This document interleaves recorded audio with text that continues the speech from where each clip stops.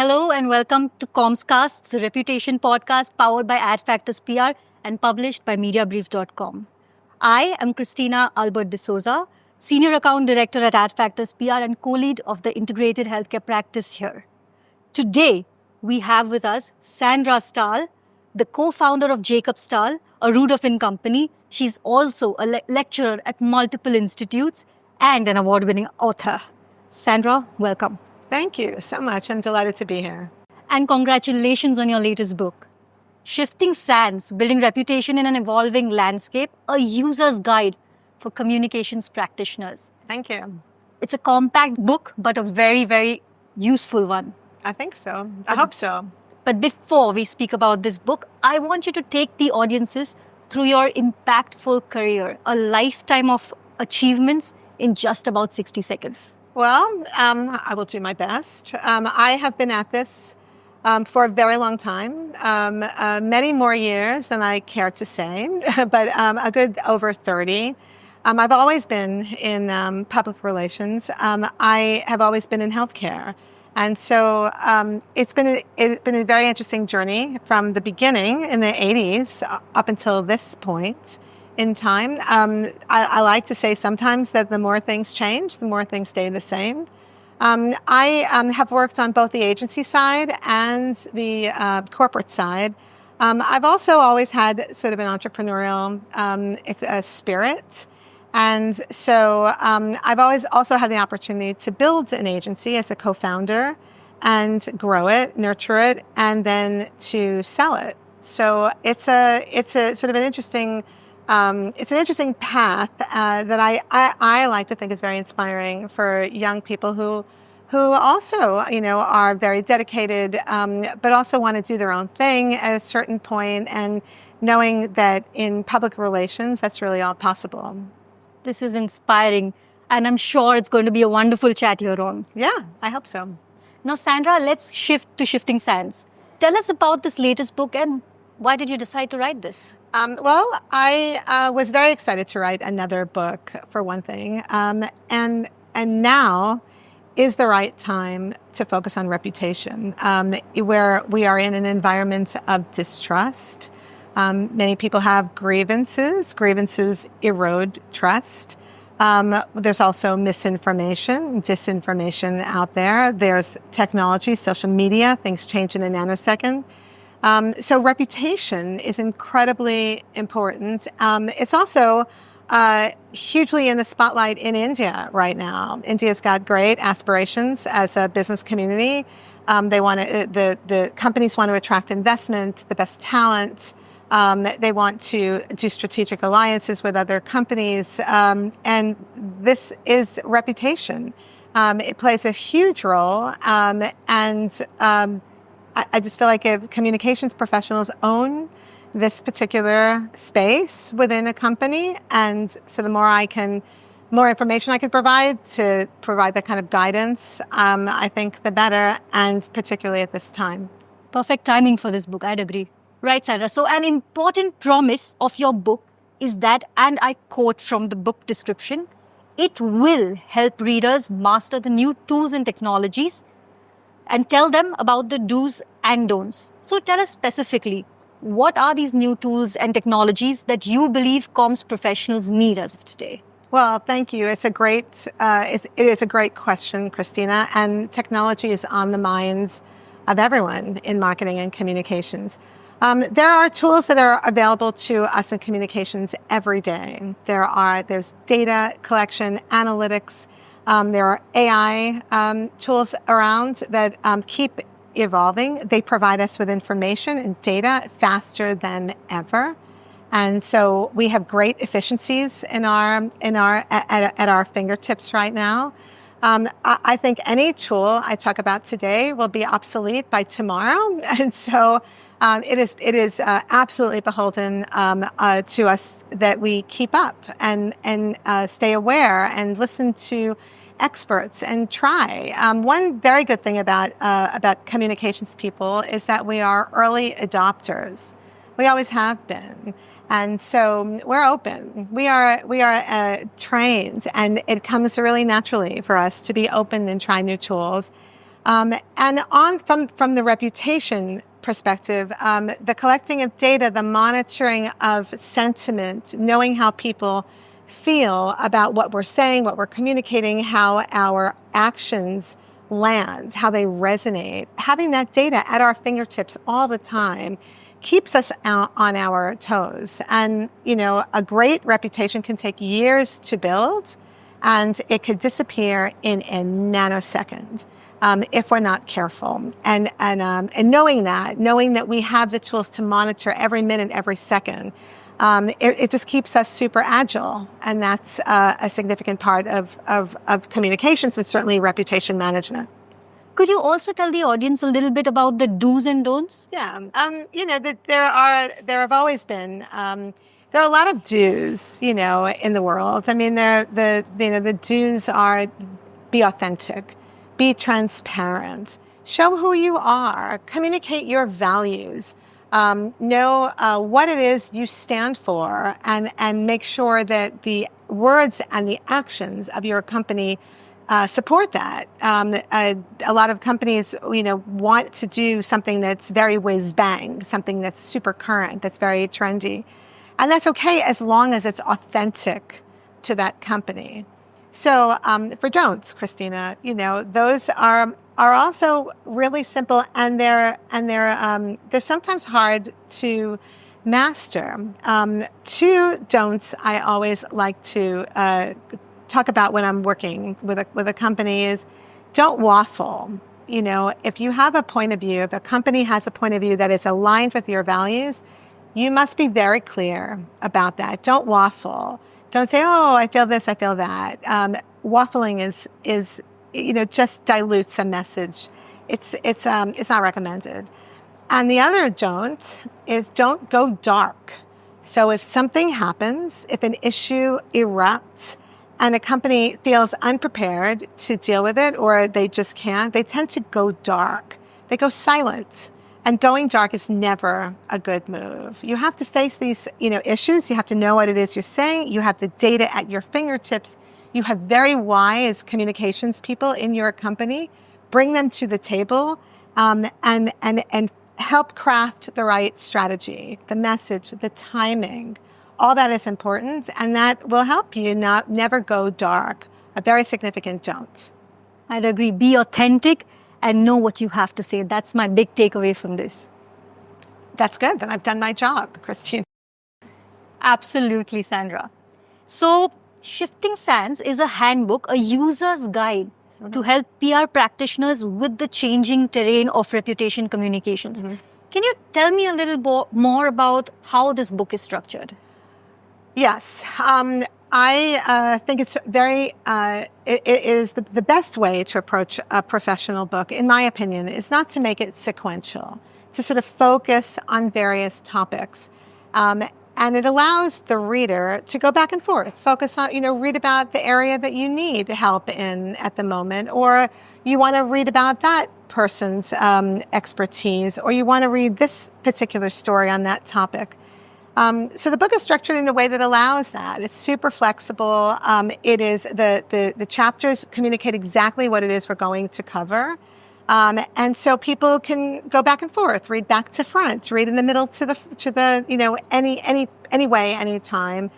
And that really contributes to its user friendliness. What I also do is speak English. I really avoid jargon. And I will tell you that I learned the value of that from the original founder of Reuters Finn. He was a guy called David Finn. He was one of the earliest leaders in public relations, and he had this he was very prolific, and he had this very clear, concise way of writing that was instantly understandable. No jargon, no extra language, very clean sentences. And I have worked my whole career, because he was, the very first senior executive I'd ever seen when I was 21. And so I worked my whole career to write in a similar way, where it's easy to grasp and it's very digestible. and it's as user-friendly as possible. So that's always my approach when writing books or writing for clients. That's great. Easy to grasp and easy to read. A reader's delight, I'm sure. I hope so. So now let's shift from shifting sands to a bigger, broader picture. Mm-hmm. So tell me, why do you think having a trusted, well-reputed brand today is even more important? And more so, what do businesses expect from the communications function in 2025? Right. Well, that's a sort of a two-part question, Christina. So I'm going to take the first part first. And that is that it might come as news to some people, but a positive reputation is a strategic asset. And it directly translates to an improved financial performance. In fact, up to 25% of a company's financial performance is linked to its reputation. And, you might say, well, reputation is so soft, it's not sales. So how can it contribute in that way? And it's really easy. It's really simple. It's because there's customer loyalty. Customers feel, stakeholders, not only external customers, but internal stakeholders as well. Any customer feels more loyal to a company that they respect, that they can relate to, that they feel understands them. And so loyalty, it plays a huge role in every aspect, in attracting top talent, in increasing sales. It often leads to stronger marketing. Because the marketing function does not have to work that hard to attract a stakeholder audience that doesn't know who the company is. And also there's greater resilience when there's an issue, when something happens in the world that somehow impacts your company. And in a negative way, companies that have a good reputation bounce back so much faster because people are willing to forgive companies that have good reputations, as long as obviously they take the right steps and they, do the right thing. But there's more resilience in bouncing back from issues when a company has a good reputation. And so all of this equals higher sales, improved profitability, long-term financial stability, and frankly, a happier company. People who work here are happier. They have more pride in the organization. So it has very hard ROIs, and that could actually be news to some people who feel like it's soft, but it is absolutely not. It's a strategic asset that needs to be built, nurtured, in some cases rebuilt, and sustained. So could you tell me why do you think comms should be the custodian of reputation? Right. This is a great question. And sometimes companies, don't know who are the stewards of reputation. Should it be marketing? Should it be HR? Who should it be the C-suite? But there's no question it is communications. And there are a number of reasons, but I'll just talk about a few. One is that communications is not a transactional based function. Marketing is transactional. It's based on sales. Marketing wants money from a customer. Communications, we want a relationship. We want love. We want engagements. We want trust. It's not transactional. It's very human. It's a very emotional payoff, and that makes a huge difference when it comes to reputation. The fact that we are not transactional in a financial way. Two is that communications is often the conscience. We serve as the conscience of an organization, and so that is our role. And reputation is all about working in good conscience and all the attributes we've talked about: trust, authenticity, and so on. And then in an environment where there is serious uncertainty, which there certainly is now in the world, here in the U.S., we're dealing with vast uncertainty, huge amounts of information coming at us every minute, every day. Often, 4 and 5 times a day, something very significant changes in our world. That in environments of uncertainty, trust is wildly important, and it raises in importance more than ever. So it's like investing in building an authentic relationship with all of your stakeholders. Yes. So there's a specific question, and I've written that down because I've been meaning to ask. There are these old perceptions about comms and PR. Could you list some of them that don't really sit well with you, and why? Well, Christina, that's an age-old issue about PR. And one of the reasons why we often talk about ourselves as integrated communications specialty rather than just PR. And it's because PR has this media reputation, perception. People think that you go to PR for media, that, you want a story or you want to be on the front page. Oh, I'll call my PR. And that's a very antiquated perception. Yes, media is important.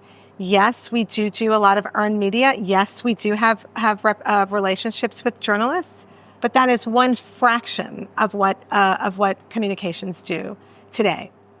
I agree so strongly to this. But could you tell me, how do you think comms professionals can actually change this perception? Right.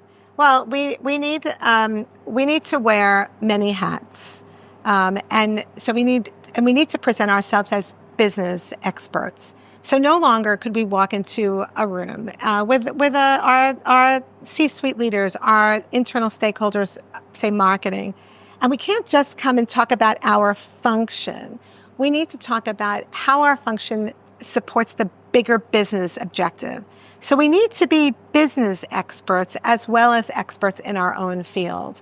And sometimes that takes time to learn, but it also takes some courage, to present yourself in that way. And, we're not order takers. We don't sit around waiting to be asked to do something. We're proactive.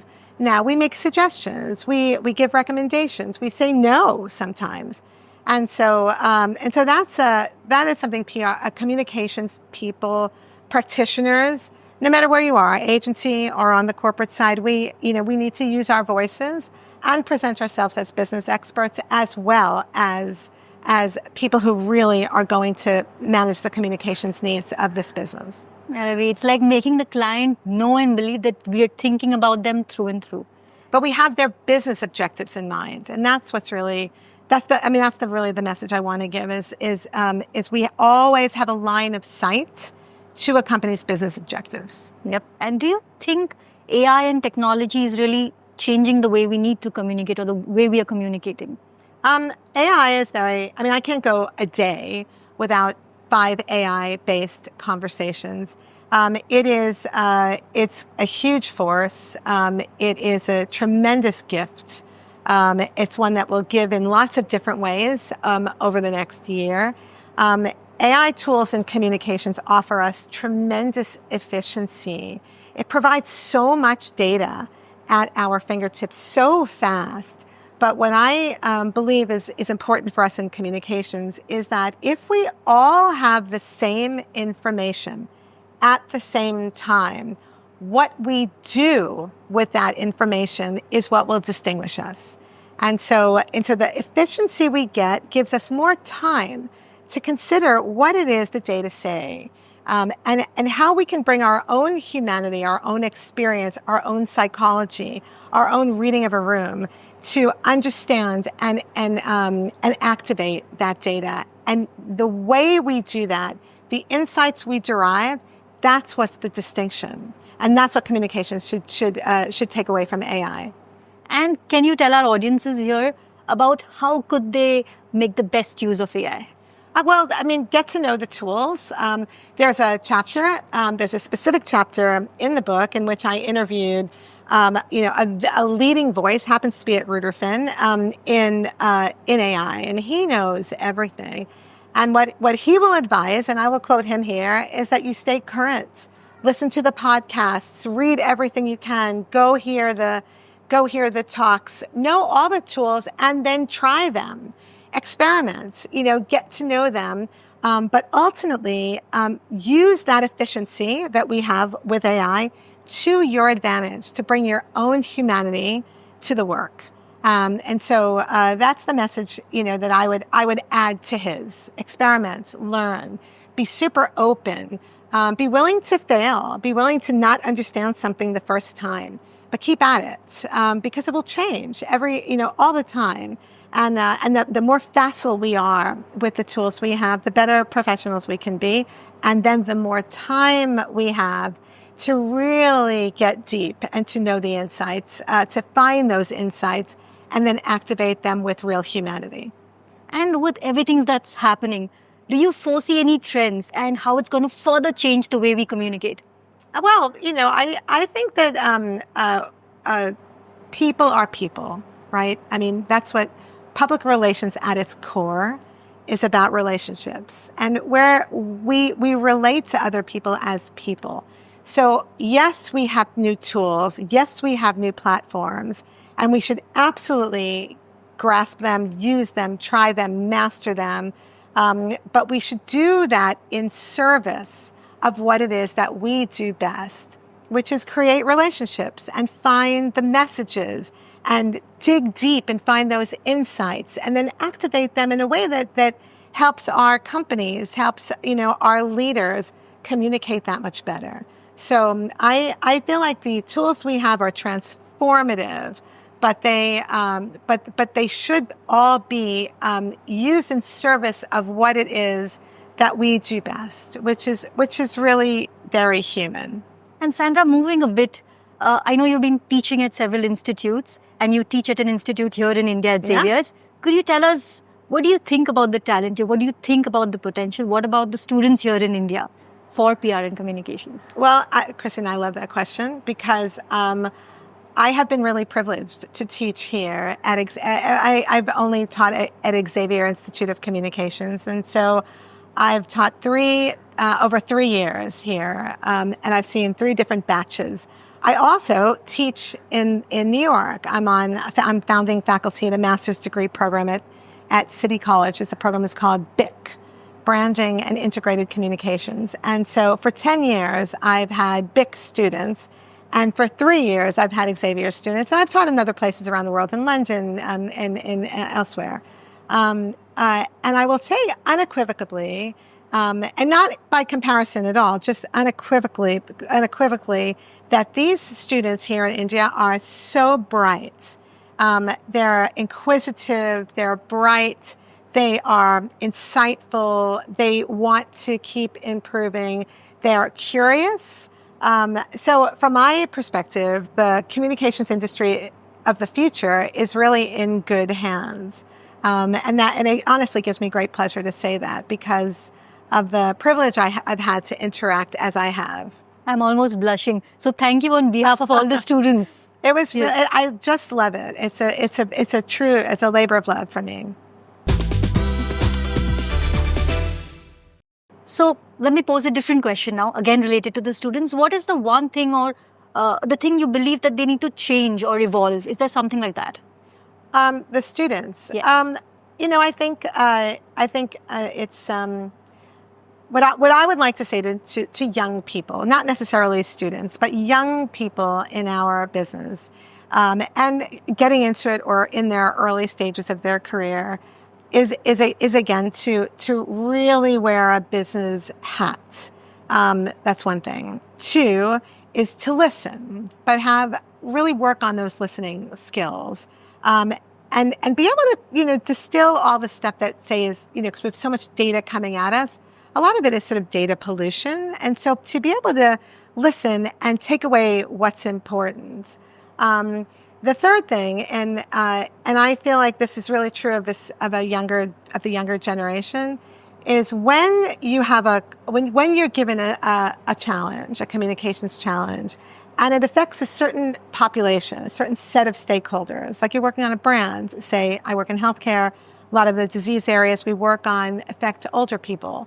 So a young person needs to put themselves in the shoes of the stakeholder. So to react the way they would, to know how they feel, as opposed to reacting the way you do, because you're not the stakeholder. And I think it's a mistake a lot of students make, a lot of young people make, is they, read a situation and they make a judgment, but but they're making a judgment from their own perspective. So you need to take yourself out of the equation when you are not the target audience and put yourself in the shoes of the right stakeholders and, walk their walk, talk their talk, know what frustrates them, what's challenging, what's exciting, what they feel good about, and understand their mindset, and then create the strategy. Don't react as if you are the target.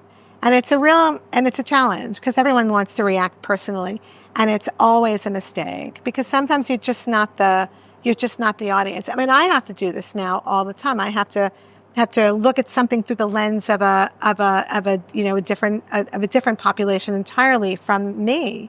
And so I have to learn everything about that particular population in order to make whatever I recommend make sense and be resonant, and to help create a program of activities and words that will make their lives better. I'd agree. I hope you were listening. If you missed anything, go back and listen to everything again. There are a lot of tips in there for you. So it actually makes me take you back to a question I already asked you, but it becomes so much more relevant right now with the question we just talked about. Could you tell me, what do businesses need from communications now in 2025? Right. Thank you for that. There's a number of things companies need, but I'll focus on just a few. So one is future readiness. This is very key in environments of uncertainty. There's risk mitigation, scenario planning, looking at the potential disruptors in your business, in your market, in your brands. And communications is critical to that sort of future readiness. We do a lot of organizational readiness, but looking at the future in this way requires some real analysis, and messaging and preparation for what could take place and when, in fact, it does, or an iteration of what you've envisioned takes place. Companies are ready. So communications plays a huge role in future readiness and risk mitigation. Two is managing this no trust environment. There's a lot we can do here in helping companies communicate their value, communicate their mission, what it is they stand for, because it is the values of a company that will separate it from its competitors. It is the values that really distinguishes the best, and the values that are extolled by the leadership and by the employees. Everybody within the universe of a company acting a certain way and conducting themselves with transparency and authenticity and trust, it really translates all throughout the company, every stakeholder, all the way to customers. And the third element of what companies really need from comms right now, Christina, is to consider their employees. Right now, employees are in a very significant state of grievance, and often because of the pandemic, what we've all lived through. Some companies are demanding that employees come back to work in the office 5 days a week. It's new. Some people don't want to. It's creating an environment of dialogue. Some people make certain decisions, whether they stay, whether they go, whether they fight back, whether they're really okay with it, whether they welcome it. But employees and internal communications is very significant now. And it's a time when companies need to make sure employees feel heard, seen, respected, valued. And that's where internal communications really plays a significant role. We want them to, a lot of work we do helps companies build, instill a sense of pride among their employees. In healthcare, my favorite assignment is about instilling pride in the R&D, in their ability to innovate. That's my favorite assignment, among my favorite assignments. And so employees are the connective tissue of a company. We need to really treat them with great attention and respect right now. And the fourth thing, this is the last one I'll talk about, Christina, for this moment, is the media. Because communications, PR, we're so associated with the media. But it is really our job to know which media are most valued and valuable to our messages and to our stakeholders, and it's shifting.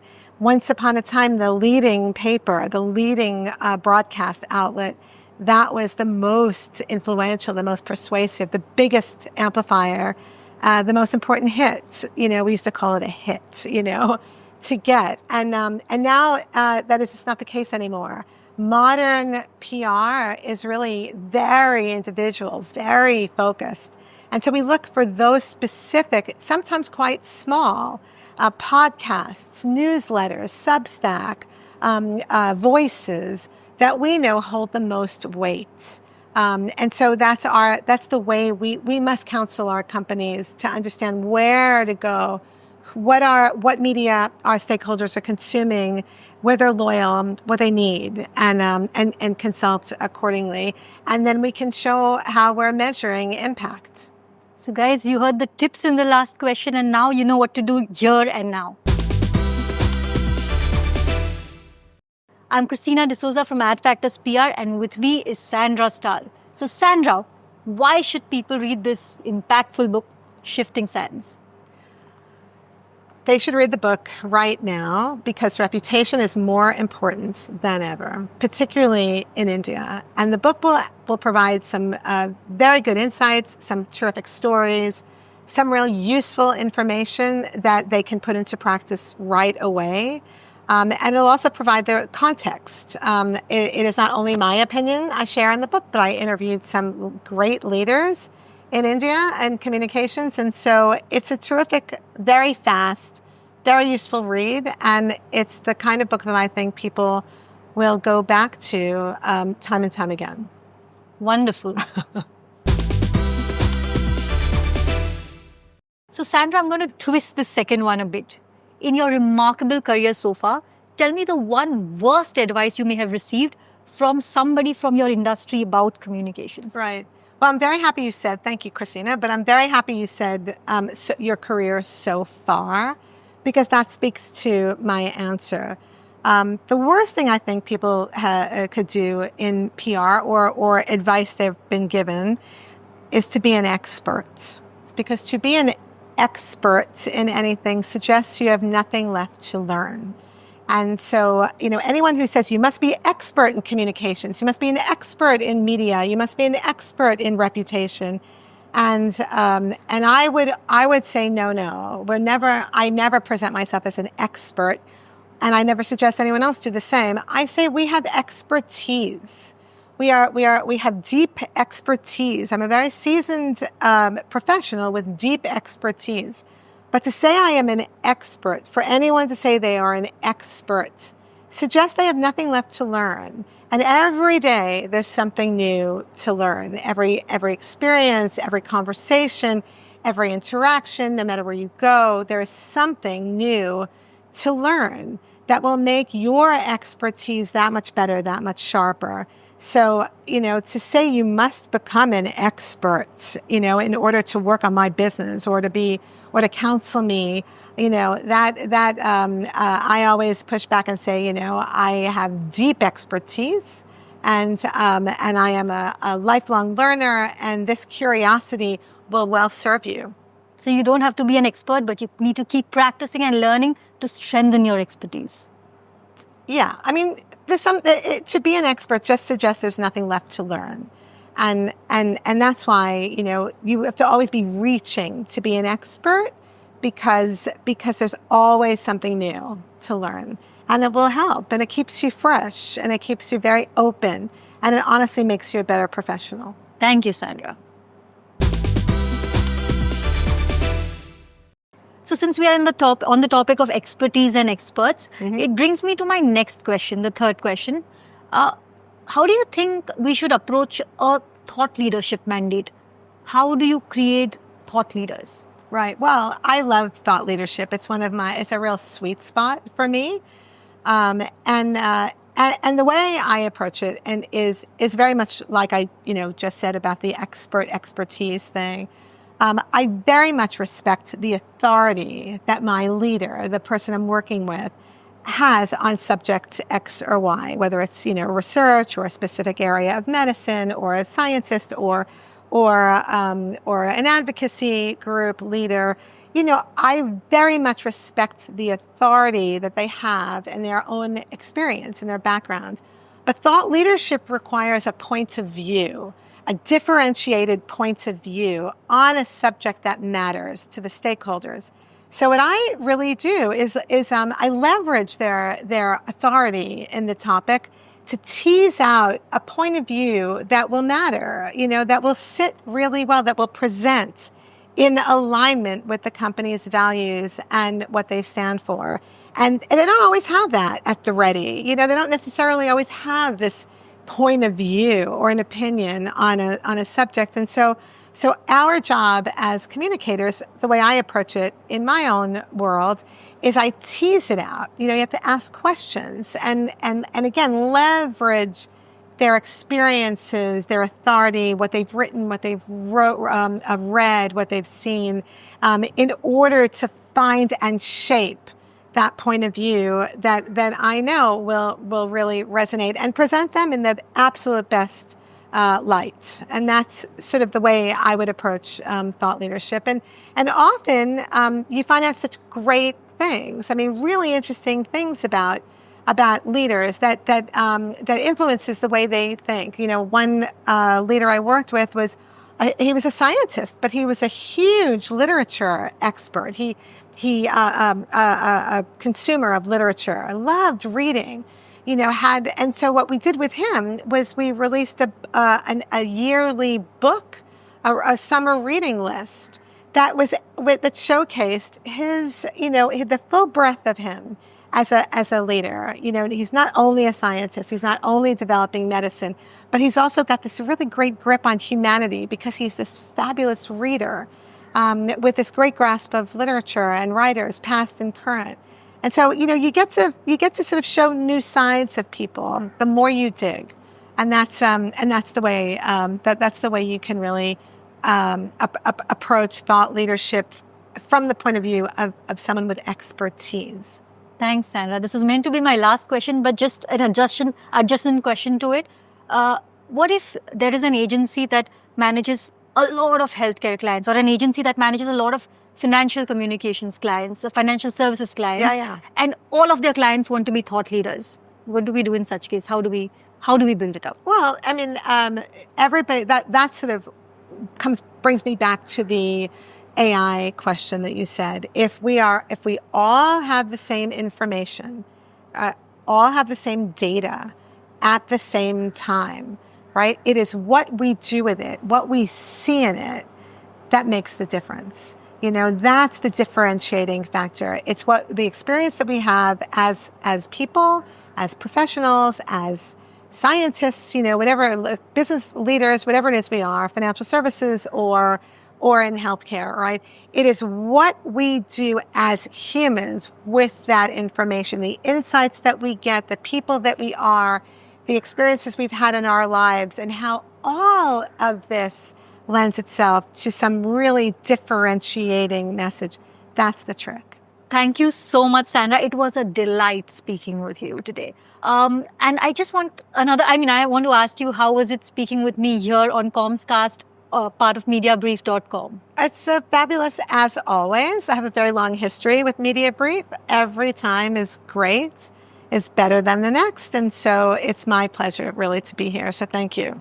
Great. And Sandra, before I tell the audience to read this book once again, which is Shifting Sands, I want to tell you, and I want to tell the audience, she has a flight tonight. She's made it possible to be present here for this conversation because she believes that's how important it is. So once again, I think you should be picking up this book, Shifting Sands by Sandra Stahl. Thank you.